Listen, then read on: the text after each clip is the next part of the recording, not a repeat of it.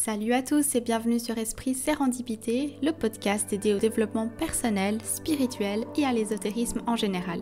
Dans ce nouvel épisode, nous allons parler de Feng Shui. En quoi consiste cette pratique? Que nous apporte-t-elle et comment l'appliquer dans notre vie? C'est ce que nous allons voir dans ce 46e épisode.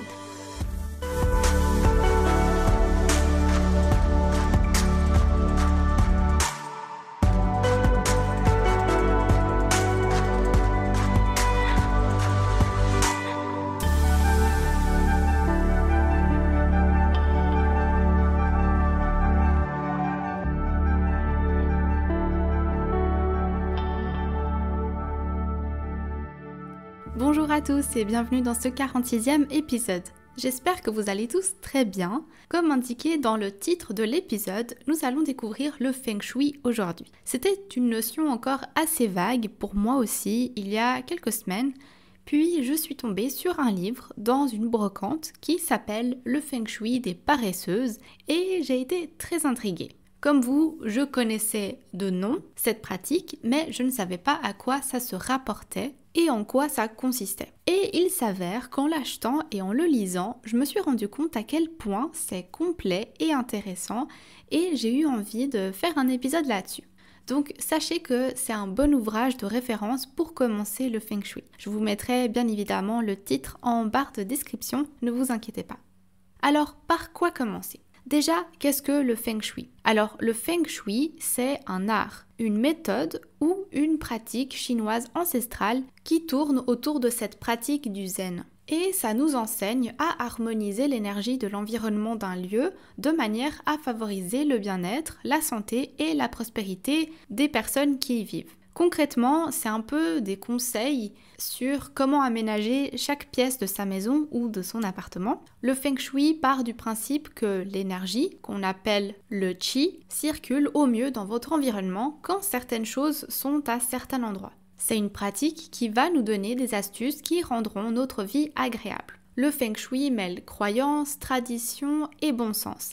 Et comme je le disais, on considère qu'une circulation fluide de l'énergie dans l'univers va nous permettre de vivre en harmonie avec l'environnement autour de nous.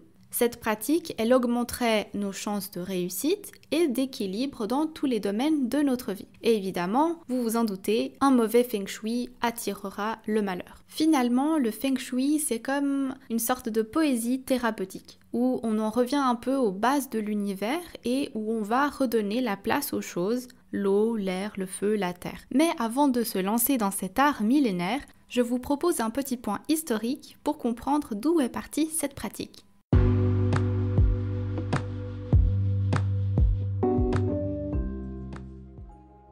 Selon une tradition chinoise millénaire, les hommes ont toujours cherché à construire leur maison sur un site idéal, tant en forme, en ligne qu'en espace, et ils aménageaient leur intérieur en respectant des lignes et codes très précis parce qu'ils considéraient que les principes de l'univers et de l'expérience humaine s'influencent de manière réciproque.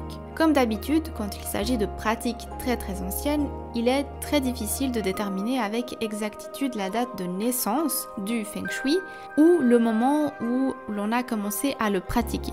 Pourtant, la première trace d'utilisation du Feng Shui en Chine remonte entre 4000 et 4500 ans avant Jésus-Christ. On a découvert des tombes où était appliqué un système de placement qui respectait les principes qui fonderont plus tard les bases du Feng Shui. Cet art ancien portait le nom de Kan Yu. Et les premiers éléments remarquables sur ce site étaient basés sur les principes des 4 animaux célestes et des orientations cardinales. Les 4 animaux célestes étant la tortue, le dragon, le phénix et le tigre.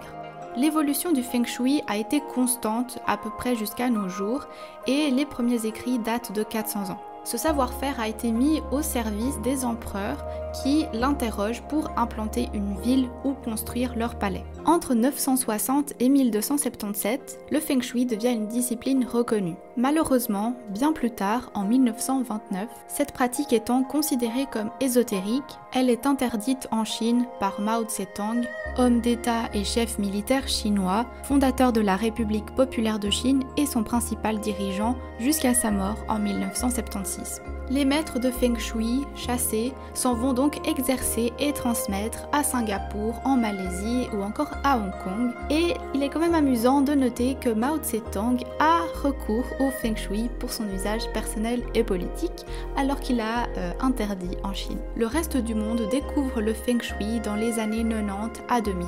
Il existe aussi une petite légende qui illustre l'origine de cet art. Il y a plus de 6000 ans, les anciennes civilisations seraient nées sur les rives du fleuve Lo en Chine. Cette région était régulièrement dévastée par des inondations qui détruisaient les cultures, mais aussi les habitations. Un jour, autour de 4000 ans avant Jésus-Christ, un homme du nom de Fu Si aménagea les rives du fleuve Lo et soudain, les inondations se calmèrent mystérieusement.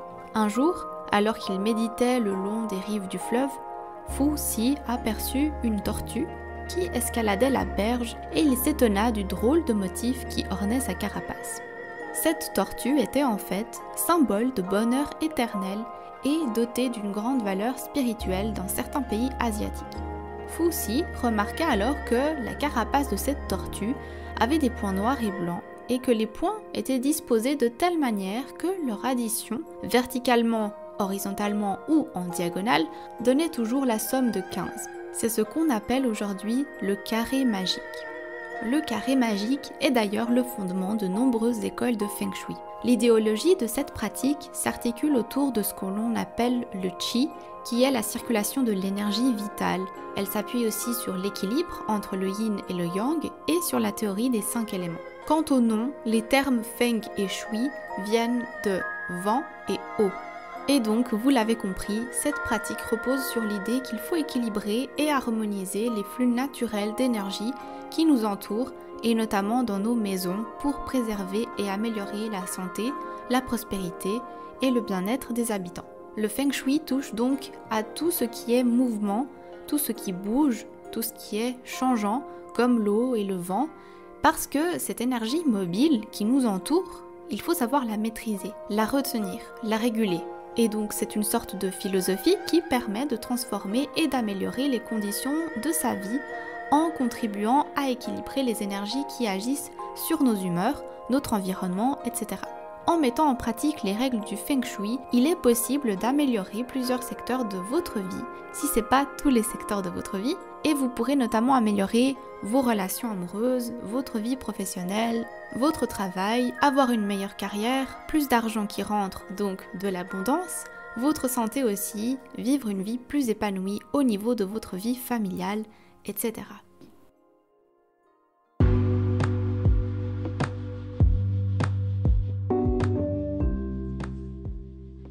Il y a 4 choses principales dans la pratique du Feng Shui. Tout d'abord, le Qi, cette énergie vitale qui est toute chose. Cette énergie est sans limite et circule dans le monde qui nous entoure, dans notre corps et notre esprit. Le yin et le yang qui constituent l'équilibre de 2 forces qui régissent l'univers, contradictoires mais tout aussi complémentaires et qui ne peuvent exister l'une sans l'autre. Les 5 éléments qui sont le bois, le feu, l'eau, le métal et la terre, qui nous renseignent sur la circulation de l'énergie vitale ou du Qi et sur le genre d'énergie qui nous entoure. Et enfin, le Pa Qua, qui est un outil d'analyse essentiel du Feng Shui. C'est un carré magique composé de 9 cases chacune représentant un domaine de votre vie. Voilà pour les premières bases. Alors, comment ça se ressent concrètement quand le Feng Shui est en action et appliqué dans votre vie? Alors, tout bêtement, par exemple, vous vous êtes déjà très certainement rendu compte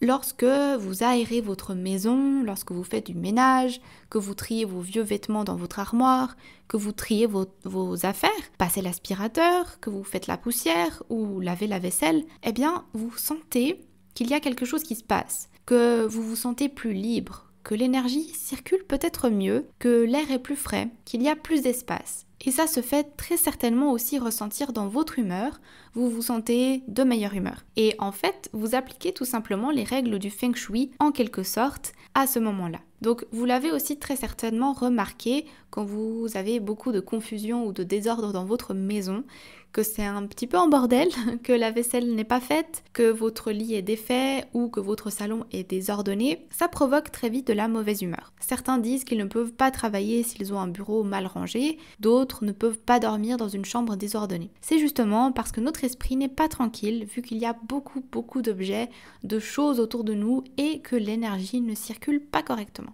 Évidemment, le Feng Shui n'est pas là pour vous guérir d'un cœur brisé, pour vous guérir d'une maladie grave ou pour vous faire gagner des millions tout de suite. C'est plus une façon de vivre qui vous permettra de trouver l'énergie nécessaire et un nouvel élan de vie pour justement vivre votre vie du bon pied et surmonter vos problèmes plus facilement. Voilà, vous prendrez ce qui vous parle dans cet épisode. N'hésitez pas à essayer certains petits conseils chez vous et à tester, à voir si ça a un impact sur vous.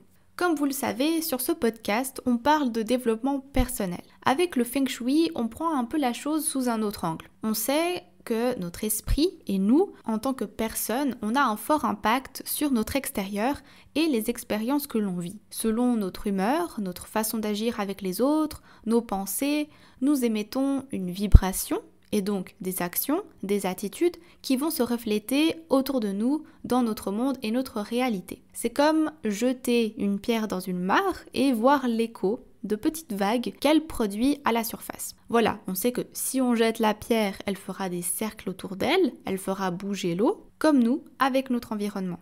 Mais si on jette la pierre dans de la boue, elle n'aura pas le même effet. Oui, parce que l'environnement dans lequel elle est jetée, eh bien ça a un impact. Donc le Feng Shui s'intéresse à notre environnement pour que celui-ci ait un impact positif sur nous-mêmes. Il faut travailler sur nous, mais notre environnement, celui que nous côtoyons tous les jours, est également déterminant. Et en pratiquant le Feng Shui, vous verrez que ce sera facile au bout d'un moment. Vous n'aurez qu'à vous poser la question « Qu'est-ce que je veux changer et dans quel domaine de ma vie ?» et de suivre les règles de base. Alors, on a vu qu'il y avait 4 principes dans le Feng Shui. Le Qi, le Yin et le Yang, les 5 éléments et le Pa Qua. Je ne vais pas parler aujourd'hui du Yin et du Yang parce que j'ai fait un épisode entièrement consacré à ce symbole il y a quelques mois et je vous conseille vivement d'aller l'écouter parce que ça va vous permettre d'approfondir aussi le Feng Shui et donc du coup je le mets en barre de description si jamais ça vous intéresse. Par contre, je vais m'attarder sur le Pa Qua parce que je suis sûre que peu d'entre vous savent de quoi il s'agit. En fait, le Pa Qua est l'un des outils d'analyse essentiels du Feng Shui. Si vous êtes sur YouTube, je vais insérer une image pour que vous compreniez à quoi ça ressemble. Et sinon, n'hésitez pas à faire une rapide recherche sur Google en tapant Pa Qua, donc P-A espace K-U-A, juste pour que vous ayez l'image en tête. Cet outil, il a une forme d'octogone, divisé en 8 parties, et dont le centre est la 9e partie, qui va rester vide et neutre. Ces 8 parties représentent chacune un domaine de votre vie, la richesse, donc la prospérité, la reconnaissance et la notoriété, le mariage, amour, les enfants, les mentors, la communication, la carrière, l'éducation et le savoir, et enfin la famille et la santé. Et chacune de ces 8 parties sont aussi associées aux 8 points cardinaux, nord, sud, est, ouest, nord-est, nord-ouest, sud-est et sud-ouest. Et grâce à cet outil, on va pouvoir repérer où est le problème. Parce que chaque organisme vivant doit fonctionner correctement pour maintenir l'équilibre et l'harmonie dans l'ensemble. Pareil pour notre vie. Si un secteur de votre vie est défectueux, entre guillemets, un autre secteur prendra le relais pendant quelque temps, mais si le problème perdure, tout le système sera totalement déséquilibré. Et donc cet outil d'analyse Pa Qua va servir, comme je disais, à identifier les domaines plus faibles ou au contraire les domaines plus forts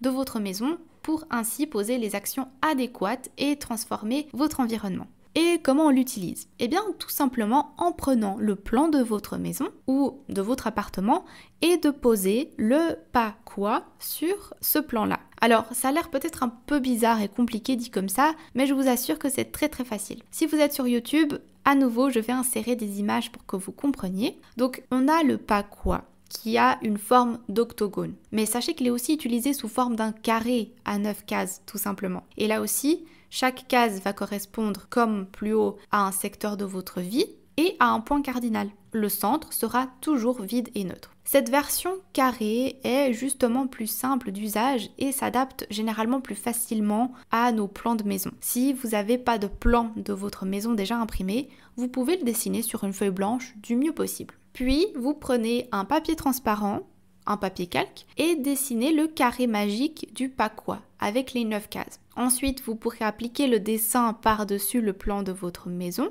Si vous n'avez pas une maison parfaitement carrée, c'est pas grave, ne paniquez pas, vous pouvez faire l'exercice pour chaque pièce de votre maison. Votre Pakwa devra par contre être adapté à la grandeur de vos pièces, mais vous pourrez comme ça diviser chaque pièce en 9 cases correspondant chacune à un secteur de votre vie. Attention par contre parce que le Pakwa devra être posé de sorte à ce que la porte d'entrée principale de la maison ou de la pièce se trouve dans l'une des 3 cases de la base du carré. Parce que chaque case a son propre domaine. Donc vous ne pouvez pas diviser le carré en 9 cases et mettre les secteurs comme ça au bol de la façon dont vous voulez. Il faut vraiment suivre le carré magique et c'est pour ça qu'il est important d'aller le voir sur internet. Admettons que vous voulez vérifier le feng shui de votre chambre à coucher. Vous dessinez votre chambre, vous placez ensuite la feuille de papier calque avec le carré magique dessus. La porte d'entrée de votre chambre devra se trouver dans l'une des 3 cases de la base du carré. Autrement dit, soit dans le secteur du savoir, soit dans le secteur de la vie professionnelle, soit dans la case des aides et des amitiés. La porte d'entrée correspond au point de départ du chi, donc de l'énergie vitale, et va influencer la façon dont l'énergie se répandra dans la pièce par la suite. Pour terminer, j'aimerais brièvement aborder les éléments et comment ils vont devoir être utilisés dans la pratique du feng shui. Les 5 éléments sont très bien connus et je suppose que vous les connaissiez déjà avant que je les aborde ici. Ce sont le bois, le feu, la terre, le métal et l'eau. Mais au final, aucun élément n'est entièrement bois, feu, terre, etc. Tout comme le yin et le yang, ils se définissent les uns par rapport aux autres. Chaque élément est interdépendant, créateur ou destructeur. Et cette relation entre chacun des éléments est illustrée sous forme de cycle. Il y a le cycle de création qui va décrire les rapports qu'entretiennent les différents éléments entre eux, avec quelle harmonie ils se nourrissent. Et le cycle de contrôle qui exerce conjointement au cycle de création et qui va préciser quant à lui les obstacles que peuvent exercer certains éléments vis-à-vis des autres. C'est peut-être un peu abstrait, mais vous allez voir, je vais tout de suite vous expliquer. Prenons le bois. Le bois nourrit le feu, mais il contrôle la terre, parce qu'un arbre prend ses racines dans la terre. Le feu va nourrir la terre, avec les cendres de ce qu'il brûle. Et il va contrôler le métal, parce qu'il peut le faire fondre et le déformer. La terre, elle nourrit le métal, parce que les métaux sont extraits de ses entrailles. Et la terre va contrôler l'eau, parce qu'elle va l'endiguer. Le métal va nourrir l'eau, parce que c'est les métaux qui donnent à l'eau toutes ses propriétés, minéraux, oligo-éléments, etc. Et le métal va contrôler le bois, en le coupant. L'eau va nourrir le bois, parce que l'arbre a besoin d'eau pour grandir. Mais l'eau va contrôler le feu, parce que l'eau éteint le feu. Voilà, je pense que maintenant vous avez compris les cycles. Donc dans la pratique du feng shui, les 5 éléments doivent toujours être présents ensemble dans des proportions harmonieuses. Les éléments qui sont privilégiés dans une pièce ou dans une maison ne devront pas se manifester de manière trop forte parce que sinon ils finiront par rompre l'équilibre et donc nuire à la circulation du chi, de cette énergie vitale en fait. Il faut savoir aussi que chaque élément a plusieurs correspondances. Par exemple, le bois est associé au printemps, au vent et à la couleur verte, ou encore à la forme du rectangle. Mais l'eau, elle est associée à l'hiver, au froid, aux couleurs noires et bleues et aux formes avec des courbes. Je vais également insérer un tableau des correspondances sur YouTube pour que vous puissiez voir pour les autres éléments. Sachez qu'il peut également être facilement récupérable sur Internet. Donc, vous commencez à comprendre que c'est avec cette harmonie des 5 éléments que nous allons travailler le feng shui. Le but sera d'avoir autant d'éléments représentant l'eau que le bois, le feu, le métal ou la terre. Et pour ça, il faudra travailler les couleurs, les formes, l'emplacement de nos objets, meubles et décorations. Évidemment, ce n'est pas en un seul épisode que l'on peut voir tout ça, et du coup, si ce sujet vous plaît, n'hésitez pas à mettre un pouce j'aime sur la vidéo pour me le faire savoir, comme ça je sais que je pourrais faire 2 ou 3 épisodes pour continuer à vous apprendre le Feng Shui. Dans tous les cas, merci beaucoup de votre écoute, je mettrai en barre de description tous les liens utiles pour ce thème, ainsi que le livre que j'ai lu sur le Feng Shui. Quant à ce podcast, vous pouvez le retrouver sur toutes les plateformes de podcast ainsi que sur YouTube et Spotify. Vous pouvez aussi retrouver Esprit Sérendipité sur Instagram. J'y partage des citations, des extraits d'épisodes, mais aussi des suggestions de lecture de tout ce qui concerne le développement personnel, l'ésotérisme et la spiritualité. Et sinon, on se retrouve la semaine prochaine pour un nouvel épisode. D'ici là, prenez soin de vous et à bientôt.